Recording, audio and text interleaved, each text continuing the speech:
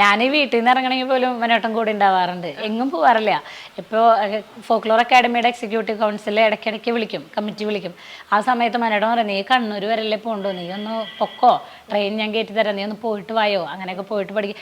പക്ഷെ ഞാൻ പോവാറില്ല. ഇതിനു മുമ്പ് മനോട്ടൻ ദുബായിൽ ജോലി ചെയ്യുന്ന സമയത്ത് 5-6 വർഷം ഞാനിവിടെ ഒറ്റയ്ക്ക് തന്നെയായിരുന്നു, MA പഠിക്കുന്ന സമയത്തൊക്കെ. പക്ഷെ ആ സമയത്ത് എൻ്റെ കൂടെ അച്ഛനുണ്ടാവും.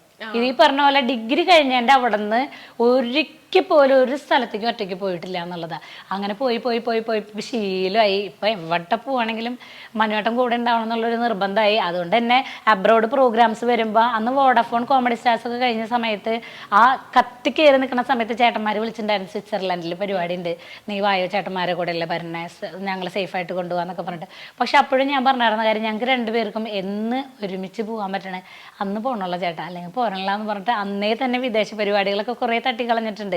അതൊരു അഹങ്കാരത്തിൻ്റെ ഭാഗമല്ല. എവിടെ പോവാൻ